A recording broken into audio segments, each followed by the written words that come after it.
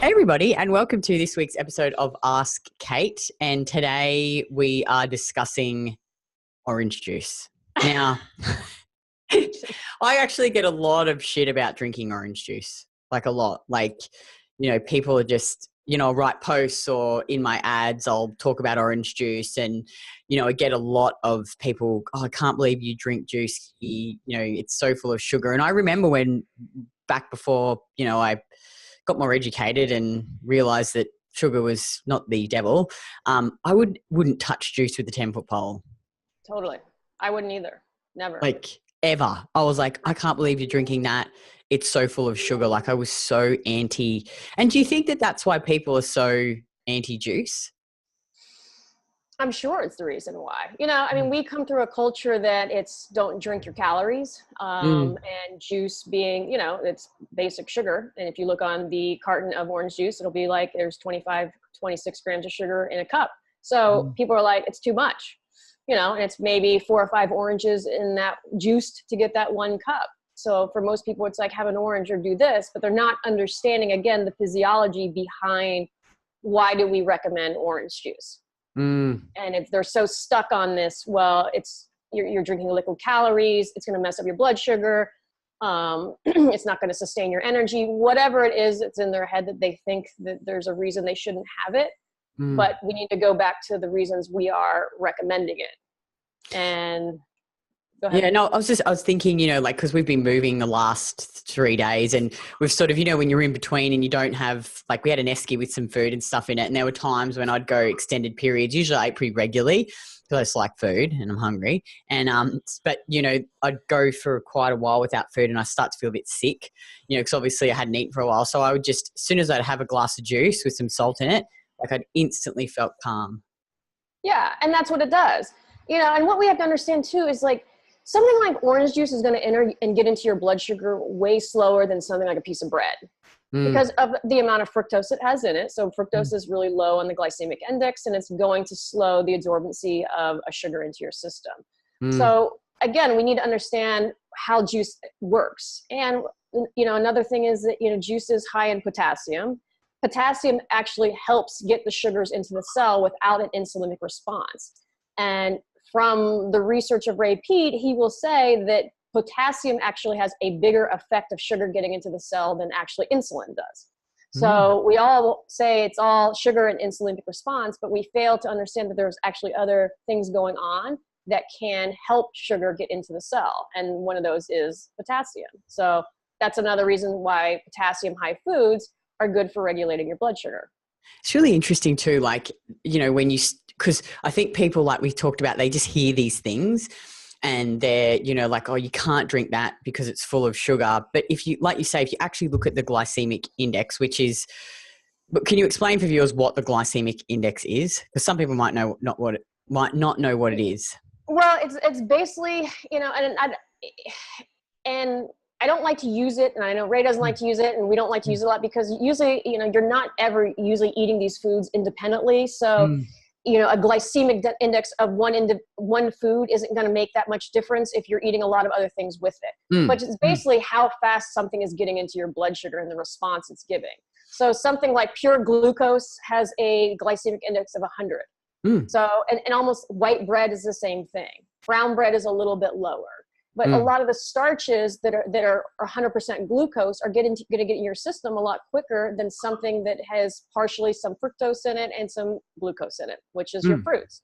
Because fructose is at the bottom, right? Like fructose is right at this, is lower. It's like right at 20. Yeah, it's super low. Yeah. So anything that's sugar, so it's glucose and fructose down together, is probably going to be halfway. Yes. Yeah. I think white table sugar, like 68, isn't it? Or it's something like that. Yeah. And orange juice is pretty low, like 50, 52. Correct. Yeah. Right. Like a sweet potato is higher than white table sugar. Right. So which is so crazy because people bang on like they're like, oh, no. But then when you explain this to them, they're like, ah. Right. But, and then, there's something that we do promote is to not have the sugars independently anyways, because have them with a little fat, have them with some protein to help regulate yourself better. But it all depends on what your body needs. Someone like you that you have been working and doing stuff and you could see, I need to regulate my blood sugar. having pure juice with salt was the best answer for you. You don't want it to be slow absorbency at that point. You want it to get into your system to bring your stress hormones down.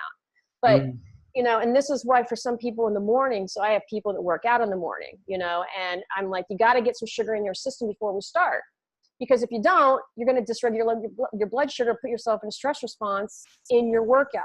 So having a cup of juice prior to a workout is a good option to help get your body regulated and have your body able to utilize some sugars prior to that workout. Or if you've just been fasting for 8 to 10 hours and you go into a workout, what do you think your body's going to use to regulate blood sugar? Your own tissue, you know. Or if you do have some stored glycogen, if you are in a super healthy state, you probably still have some stored glycogen left in the liver, some in the muscles, but most people are not that healthy. So at that point, they're not. They're just putting themselves in another stress cycle and chewing up their own tissue. And then they're wondering why I can't gain any muscle mass or I can't change my body composition, because they're just chewing away their own muscle tissue with their, you know, non-eating prior to their workout. I know it's, and we talk about this a lot in our program, you know, build a body that you love, not destroy the body that you have. And I think that so many of the programs out there in fitness models and, you know, I mean, not all of them, like there's a lot of good ones, but a lot of them low calories, low sugar, you know, it's like, stop trying to diet to get the body you want and instead build the body that you actually want by fueling your body in strength training. You know, it's like I took a photo of myself this morning. I woke up and I'm like, you know, I've just been, it's just consistency. You know, I'm not starving myself. I'm listening to last night because I'll go through stages where I track and where I don't track, you know, because if I ever start to feel a bit like, I like to track my food again to see, okay, well, what am I actually doing here? Maybe because a lot of the time if I don't track, I undereat. Right. And I don't sleep very well. So I'll have to just bump everything back up again and go, okay, look, this is a good spot for you. But yesterday I was just busy and I got to the end of the day and we've been moving and it's been stressful and I was tired and I was like, I just need to have my normal dinner, and I had a big serve of ice cream, lick ice cream before I went to bed. Great sleep. Woke up this morning feeling awesome. Sugar. Yeah. And you know, and so, I mean, orange juice with the right person is a really effective way to help regulate their blood sugar. Again, it's really easy to digest. You know, a lot of the starches are harder for somebody's system, especially if they have gut issues to process and digest. So we can get the energy into someone a lot easier by using something like orange juice. You know, and most people are undernourished and most people's bodies need energy, right? They're having a crap load of issues. And yes, they're saying, well, I'm gaining weight. But I'm like, a lot of what you're doing is just metabolic deficiencies, but your body's having tons of issues and we need to get the energy into the system. And because you've probably been low carbing or stressing your system out or chronic dieting, your blood now, you know, has probably a lot of free fatty acids in it. They aren't really helping the absorptions of sugars. So we need to give you something that your body's going to have an easy time with. It's not going to have to use a lot of energy to break it down. It can just get into the system, absorb through the, you know, stomach and intestines and start regulating you. But again, if you haven't been consuming sugars in a while, so I got to put this little notation on there. It's not wise to consume tons of orange juice initially. And I think we've all done this where if you've been low carbing or haven't been consuming a lot of juice, you need to start off slowly, allow your body to get some adaptation to it. So in the beginning, it may more sense to go a little low dosage, make sure you're eating proteins and fats with it, or start off with some more solid fruits and then start shifting and adding more juice to the diet as you progress. Because if not, it might get into the system too quickly, dysregulate you, and then that's where the problems go. So this is something that you kind of have to work with.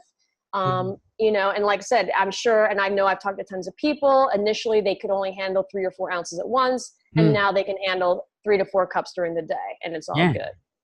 Totally. And I think, like you say, go slow, build up gradually. Like we do the same thing with women in our program. We'll set the macros and they'll build their own diets, but we always, you know, match where they're at now in terms of ensuring they're getting enough protein. And then we'll gradually shift the carbs up as their body gets better at utilizing the carbs for fuel. And I think too, you know, it's like orange juice is packed with nutrients.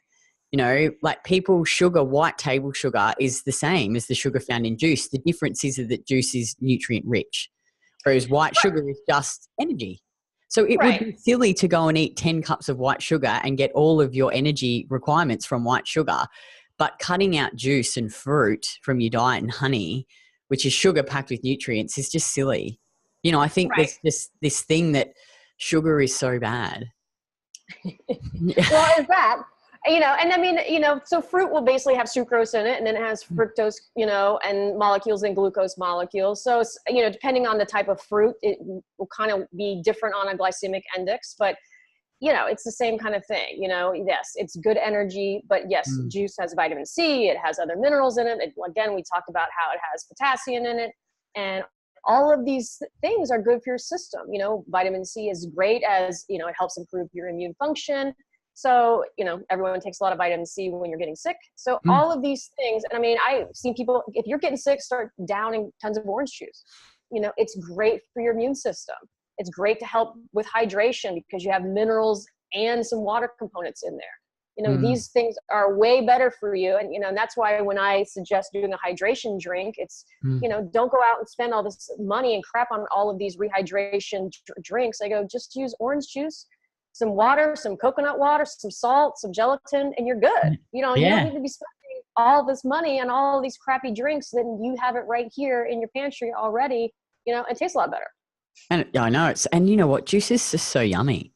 I just love my, like at lunch I have a juice, at dinner I have a juice, you know, sometimes afternoon tea, heaps of ice. Yeah. It just tastes so amazing. Yeah. I mean, and it like, even when, if I work out, I mean, I put some water in there too, but it just tastes so much better. And, you know, and I found, and I have clients, I'm like, you don't eat enough. So I just like, okay, just do this all day. Just drink some juice, some coconut water, a little salt, gelatin, and sip on it all day long. And they're like, hey, you know, I find out I don't pee 100,000 times when I just, you know, if you drink this over water, you'll pee way less because now your body will actually keep the water versus pissing it all out. But they're not as hungry. Their blood sugar stays more regulated, you know, and so it balances a lot more. And so it's a very easy thing to do and utilize this great fruit and juice, you know, to help yourself. Now, while we're on juice, the topic of juice, what other juices would you recommend or not recommend, and why? Well, guava juice is good. Grape juice is good. You know, I think it has a higher sugar content than orange juice, so you kind of have to just make sure you know what you're getting. I sometimes use cherry juice, watermelon juice, tangerine juice, all the citrus fruits. Those would probably be the main ones that I would utilize. You know, probably the one you want to avoid would be carrot juice, just from the high beta carotene content, you know, because when you're getting in that juice form, you're going to absorb a lot more beta carotene. If you are in more of a hypothyroid state, you're not going to be able to utilize the beta carotene. You can't convert it. So you'll store it in the tissue. You'll see that in all the orange people around, you know, so eat your carrots, not your juice. What about apple? What about apple juice? People ask me a lot about apple. You know, some people can do well on apple because it has a lot of fructose in it. So for them, especially in the beginning, it doesn't help with it's not as blood sugar dysregulating because of the high fructose content. But I don't like to use it a lot later on. I think because it is high in pectin. And so I usually push them away. But initially, some people will do quite well on that because, like, again, it has that higher fructose content. Now let's talk about, because people often ask me, why Pulpfree, Kitty? Why do you always drink this Pulpfree juice? Because, you know, isn't the fiber so good? And everyone craps on about, you know, you got to have the fiber in there. Right. Well, it's the same. Yeah. I mean, it's pulp-free because, again, if you put the pulp in there, it makes it a lot harder to digest. And, you know, the pulping or the orange juice industry, you know, I think put all the pulp back in there just because they didn't know what the hell to do with it. It's like, hey, it's high in fiber. Like, everyone have this now. And, you know, and it's just waste. It's just, you know, a waste product that they put in there and then created an industry around telling you it was healthy for you. But again, it's just feeding bacteria. So, you know, and I remember talking to Danny Roddy about this because he lives in Mexico now. And he's like, everybody here, you know, in the juice bars, they strain the juice 2 times up in Mexico, you know, and I'm like, no. So good. Know, everyone here, it's like pulp, and you just see it all laying on the bottom. I'm like, you know, so, I mean, we do have obviously some good pulp-free juices here, but, you know, you have to be careful because a lot of them put like enzymatic substances in there. They actually don't remove the pulp. They put something in there that dissolves the pulp. So then you're getting that crap. Crazy. So, you know, be careful if you're not juicing your own about what's in your orange juice. Well, in Australia, one of my favorite brands is Nudie, and they actually, because they do a pulp-free one, and it's just juice, no other crap in it, no preservatives, no vitamins, added vitamin C. Because obviously you always want to look for just fresh juice, nothing else added. But they have a version where it's double pulp, so they must like take all the pulp out. What are some good brands? Like in Australia, we recommend there's Aldi have got a pulp-free brand that has no preservatives or additives, no extra vitamin C, and we have Nudie. Oh, we have one at Coles that does one. What are the brands where you live that are good? The one I use is Matt's. I think it comes out of Florida, and Trader Joe's actually has a decent pulp-free one here that I think, a lot of people do well on. A lot of the like organic, expensive brands here are all pulp. So if you get them, I mean, they taste good, but you've got to strain them yourself. And I don't like straining juice. But I mean, I have some people swear to me that it makes all the difference in the world if they juice themselves and strain it themselves. I mean, it is more of a live food, and it is a lot better for you. So, you kind of have to find what works for you. I've noticed whenever I've drunk pulpy orange juice, gassy. Like I'm just like immediately gassy. So you can feel the effects straight away. Yeah. Versus when your body's not digesting all that crap. I mean, the cellulose, right? Like it's the pulps. So your body doesn't make the enzymes to break it down. Yeah. And, and again, I mean, it's not all, but it's certainly if you have some gut issues that, those are things that you want to avoid. I mean, even in people that have actually clinically, gut issues where they have IBS or colitis, I mean, they're told to avoid these high fibrous foods. So it's not that this isn't unknown. It's just that, a lot of us are we might not be that severe, but if you want to clean up your gut and not be so bloated all the time, it's something to actually think about. And it's like, because we're very much about like testing and measuring in our program. So I always say to clients, like, just get the ripest fruit possible, get in-season fruit, and then just test it. So if you can eat oranges, whole oranges with no issues, bananas, apples, and you have no issues, keep eating them. Because some people are like have really good. I've got pretty solid guts, and if you can eat it and have an orange, just eat it. It's just it's really about finding what works for you and testing. And if you eat it and it makes you gassy or constipated or bloated, then probably you can't handle all that fiber. So it's not really like, because I think people look at us and they're like, oh, it's so restrictive. I'm like, well, it's not really. It's just you can eat anything, but it's about testing it and seeing what's optimal for your body. And I think that's a good point, because I think some people especially they read my book and it's just like, all you're gonna have is orange juice and milk and cheese and a liver. And I'm like, okay, well, that's not what it says.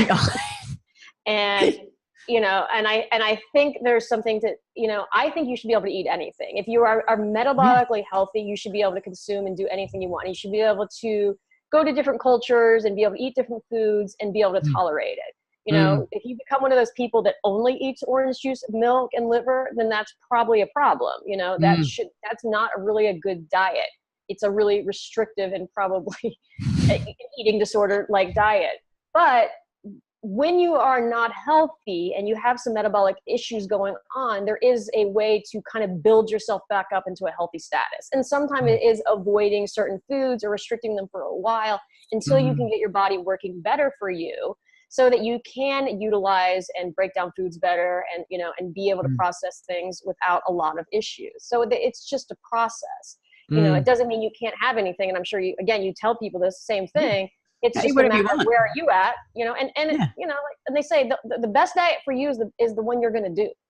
Right. So you got to find out what's going to work for you. And if that works, and then if you decide, well, I really want to get here and improve my health this way, I'm like, okay, so we might have to shift a few things to get you there, or whatever that looks like right now. And nothing is forever. What I said, I go, nothing's forever on this. It's just getting you where you want to go. And then when we get there, reevaluating and seeing where we need to go next. Yeah, I think too, it's like it's funny, like I'll find with women in the program that they'll come in and they'll change all their eating habits and they'll start to feel really, like Craig loves to use the word, optimized. And then they'll have a little fall off the wagon. I know I saw this lady posting the Facebook page, like she had a few drinks and then she ended up eating shit, like takeaway food. And she's like, She was like, I just felt so shit for the next 2 or 3 days because she's like, I didn't realize. She's like, this is how I used to be all the time. I used to feel like this all the time. This was the norm. Then I started to change all my eating and I felt really optimized and really awesome. And then sometimes it's good, I think, for you to slip back and go, well, you know, this is how I feel. And I, you know, like I eat a quite, I don't have a huge amount of variety because I've found the foods that I like, that I really like, and that make me feel really good. And I'm like, I just don't really feel like eating other foods. Yeah. Like I never sit there and think like, oh, I'd really like to have, I mean, I've got hot chips in my air fryer, ice cream, you know, orange juice. Pizza. I mean, I have had pizza once. And you know what? I didn't eat pizza for like 5 years when I didn't eat bread or any of those things. I mean, there's so many things I love that I never would eat. I would just be like, you know, but now I eat whatever I want. And when I want, with the basis of what I eat is substantially and supported through foods I know that work well for me. You know, I know what works well. And when I have a meal here and there that doesn't really go within these standards, I usually do completely fine. You know, I think too, it's like I don't have issues. Yeah, choosing good quality. Like we'll eat pizza too, but we get like from our little local bakery homemade sourdough bases, and we'll get chicken and good quality cheese and pineapple and, you know, quality food and ingredients. And when I eat that versus if I went down and got a Domino's, I just feel so much better. And it's delicious too, you know, versus doing the chips in the air fryer with the coconut oil, going to KFC and getting chips cooked in vegetable oil. Yeah. But I know people that do that. You know, sometimes that's what they do. And if that's what makes their heart sing and they feel okay and they want to do that here, then, you know, again, I mean, I think we have to get away from thinking it's so restrictive because I don't think it is. It is just eating things that we know are going to help you with wherever you're at right now in your health, and then introduce things. And the thing is, your mindset will change as you progress through this eating way. It shifts, you change. Nothing ever really becomes hard because you always think, well, I can't have this forever. The first thing you're going to want is that thing. So it's like, okay, is what I want better than having this thing for right now, you know? So yeah. And then in 30 days, you might shift your thinking, you know? I know we both come from worlds where we used to party and used to drink and all those things were really important to us. And, you know, once you start getting healthy, you don't care about those things as much. It shifts. Although that was all fun. Yeah. Oh, it was good. It was fun. Mel and I often talk about, we're like, we love to go out and just get really drunk and really high again, because it is really fun. Obviously we're not going to do that, but you know, it's too hard. You just feel too shit. But no, that's awesome. Thanks so much. Hopefully we've, you know, cleared up a few of the misconceptions around juice. I'm going to actually probably go now, and I'm really hungry. It's 9 o'clock. It's bang on time for my morning tea.